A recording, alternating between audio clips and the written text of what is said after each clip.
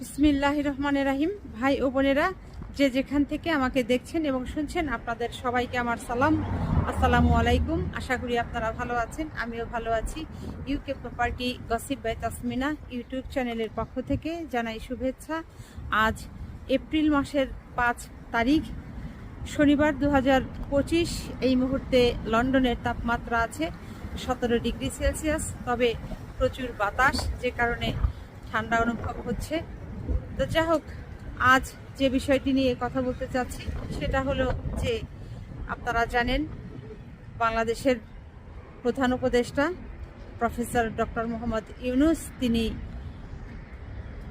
মাত্রই থাইল্যান্ডের ব্যাংককে বড় ধরনের একটি প্রোগ্রাম শেষ করে দেশে ফিরেছেন। তো সেই প্রোগ্রাম কতটুকু সাকসেসফুল হলো সেটি নিয়ে আজ আপনাদের সাথে কথা বলতে চাচ্ছি। এখন আপনারা দেখেছেন যে সেই অনুষ্ঠানে বাংলাদেশের পতাকা এবং ভারতের পতাকা, ভারত এবং বাংলাদেশের সাথে, দুই দেশের সাথে দ্বিপাক্ষিক 40 মিনিটের বৈঠক হয়েছে মোদি সাহেবের সাথে এবং ডক্টর মোহাম্মদ ইউনূস সাহেবের সাথে, উভয়ের সাথে। এই 40 মিনিটের বৈঠক কতটা ফলপ্রসূ হলো, সেখানে কি কি হলো, এর মাঝে আপনারা জেনে গেছেন। তো তারপরেও আমি সেটি নিয়ে সামান্য একটু কথা বলতে চাচ্ছি। যেটি আমরা দেখলাম যে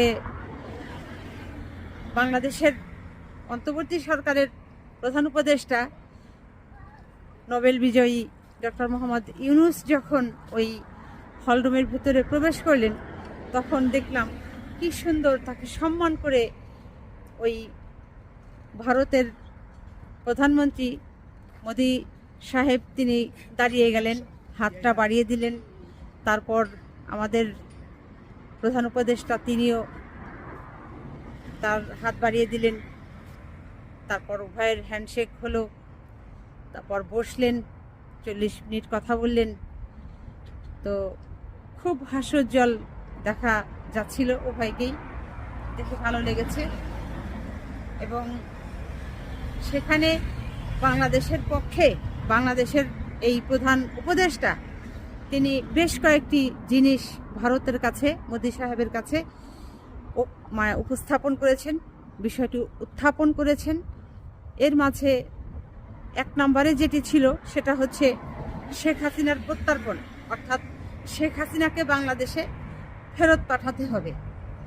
এরপর ক্রমান্বয়ে আসছে যে তিস্তা বাঁধ, 3 আছে গঙ্গা, যে নদী আছে আন্তর্জাতিক নদী, সেটির যে একটি পানির হিস্সা আছে বাংলাদেশ পাবে, সেটি চুক্তি শেষ হয়ে গিয়েছে, সেই চুক্তি নবায়ন, এরকম আরও ইত্যাদি ইত্যাদি। তো এখন কথা হলো যে ভারত কি চাইলো বাংলাদেশের কাছে। ভারত যেটি চেয়েছে 1 নম্বরে, সেটা হলো ডক্টর মোহাম্মদ ইউনূস সাহেবকে তিনি অনুরোধ করেছেন, অনুনয় বিনয় করে যেটি বলেছেন যে, ভাই আর যাই হোক, আপনারা এই ভারতের 7 সিস্টার নিয়ে চীনের কানে কানে কোনো কথা বললেন না। এটা হলো এক। সেই সাথে এই বাংলাদেশে যারা হিন্দু সম্প্রদায়ের জনগণ আছেন, তারা যেন নিরাপদে বসবাস করতে পারেন, সুখে শান্তিতে বসবাস করতে পারেন, এটি নিয়েও তিনি কথা বলেছেন। তো এই ছিল মোটামুটি একটা জিনিস।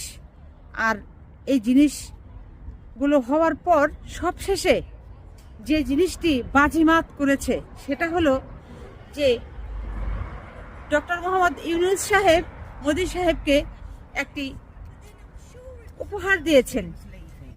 সেই উপহারটি কি? সেই উপহারটি হলো একটি ছবি ফ্রেমে বাঁধিয়ে সেটি দিয়েছেন। আর সেই ছবিটি কি? সেই ছবিটি হচ্ছে যে গত 2015 সালের জানুয়ারি মাসের 3 তারিখে মোদি সাহেবের দাওয়াতে, আমন্ত্রণে ডক্টর মোহাম্মদ ইউনূস তিনি ভারতের মুম্বাইয়ে একটি প্রোগ্রামে উপস্থিত ছিলেন এবং তখন সেই প্রোগ্রামে মোদি সাহেব এই ইউনূস সাহেবকে স্বর্ণের একটি পদক উপহার দিচ্ছিলেন। স্বর্ণের যে পদকটি উপহার দিয়েছিলেন তখন ছবি তোলা হয়েছিল।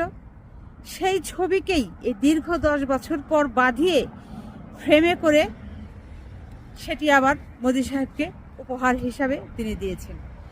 আর এটি নিয়ে পুরো ভারতবর্ষে, বাংলাদেশে একেবারে আলোচনা চলছে। খুব অনেকেই এটিকে বলছেন যে এটি হচ্ছে এমন একটি কাজ এই ইউনূস সাহেব করেছেন যেটি আওয়ামী লীগের গালে ওই মার দেওয়ার মতো অবস্থা, চটকনা দেওয়ার মতো একটা অবস্থা আর কি। সেই সাথে শেখ হাসিনার গালেও চটকনা দেওয়ার মতো একটা অবস্থা। কারণ হলো এই সবাই ভেবেছিল আওয়ামী লীগের যে শেখ হাসিনা যেহেতু ভারতে আছে, তাকে আশ্রয় দিয়েছে এই মোদি সাহেব, হয়তো কোনোদিন কখনো আর বাংলাদেশের কারোর সাথে তার কোনো কথাই হবে না, সম্পর্কই হবে না। অথচ মাত্র 7 মাসের বেলাতেই দেখা গেল যে থাইল্যান্ডের ব্যাংককে ইউনূস সাহেবের সাথে মোদি সাহেবকে হাস্যোজ্জ্বল মুখে তারা কথাবার্তা বলছেন, বৈঠক করছেন এবং উপহারও বিনিময় হয়ে গেল। তো এই জিনিসটি আওয়ামী লীগের লোকেরা এখন কে কীভাবে নিচ্ছেন কারো মুখে কোনো কথা নেই, চুপ। আবার শেখ হাসিনা প্রতিদিনই তো ফোন করে কথা বলে, এই ইউনূস সাহেবকে তিনি যা তা বলে গালিগালাজ করেন। কিন্তু এই যে মোদি সাহেব তার কাছ থেকে যে উপহার নিলেন, তিনি উপহার দিলেন, এ নিয়ে কিন্তু বিন্দু মাত্র মুখ খোলেননি, কথা বলেননি। এটি আপনারা কিন্তু একটু খেয়াল করে দেখেন। তারপর হচ্ছে আরও একটি বিষয়, এই যে ভারত ভিত্তিক যে একটি টিভি চ্যানেল আছে R.বাংলা টিভি, আর এটার যে একজন ডান্সার উপস্থাপক আছেন তিনি হচ্ছেন ওই কি নাম ওনার, ময়ূখ রঞ্জন। তিনি তো বাংলাদেশের এমন কোনো বিষয় নেই সেটি নিয়ে ওনার ওই চ্যানেলে R.বাংলা টিভিতে নেচে নেচে কথা না বলেন। কিন্তু এই যে থাইল্যান্ডে গিয়ে, ব্যাংককে গিয়ে যে দুই দেশের মধ্যে বৈঠক হলো, এই দুই প্রধানের সাথে, মোদি এবং ইউনূস সাহেবের সাথে যে বৈঠক হলো, তারপর উপহার আদান প্রদান হলো, এটি নিয়ে কিন্তু ওই ময়ূখ রঞ্জন ডান্সারের উপস্থাপকের কোনো কথাবার্তা নেই। একেবারে মুখ সেলাই করা, আটকানো। কারণ বলবেন কি করে? ময়ূখ রঞ্জন তিনি তো আমেরিকা থেকে ডলার পান, ওই জয় তার কাছ থেকে, শেখ হাসিনার পুত্রের কাছ থেকে, আর এই যুক্তরাজ্য থেকে শেখ রেহানার কাছ থেকে পাঠানো পাউন্ড পান। এই আমেরিকার ডলার আর যুক্তরাজ্যের পাউন্ড, এই ডলার পাউন্ডের উপর ভিত্তি করে হলো তিনি R.বাংলা টিভিতে ডান্স করেন এই ময়ূখ রঞ্জন শেখ হাসিনার পক্ষ নিয়ে। তো মনে হয় হয়তো আপাতত ডলার পাউন্ডের কিছুটা ঘাটতি হয়েছে, বিধায় এই ময়ূখ রঞ্জন ডান্সারের ডান্সটা একটু কমে গেছে। না হলে তো কিছু বলতো, ডান্স তো করতে দেখলাম না, বলতে তো দেখলাম না। এবং শেখ হাসিনাও কিন্তু ভেতরে ভেতরে একেবারে চুপসে গেছে। এতদিন যেরকম তাফালিং করেছে, লাফালাফি ঝাপাঝাপি করেছে, এখন আপনারা একটু খেয়াল করে দেখবেন, সে যখন কথা বলেন তার স্বর অনেকটাই একেবারে মলিন হয়ে গেছে। মনে হচ্ছে যে ডে বাই ডে তার গলার স্বর একেবারে প্রায় নিস্তেজ, মাটিতে মিশার মতো অবস্থা। তো যা হোক,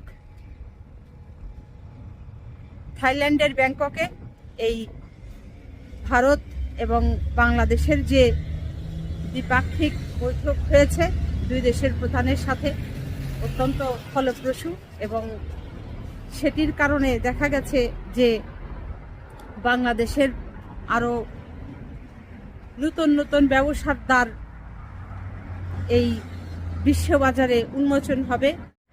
তো যা হোক, সবশেষে বলবো যে ধীরে ধীরে বাংলাদেশের ভাগ্য খুলছে, ভাগ্যের সুপরিবর্তন ঘটছে, বাংলাদেশের অর্থনৈতিক চাকা সচল হয়েছে এবং বাংলাদেশের পালে হাওয়া লেগেছে।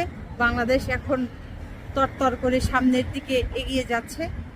বাংলাদেশের মানুষ ভালো থাকুক, সুস্থ থাকুক, বাংলাদেশ ভালো থাকুক, শত্রুমুক্ত থাকুক।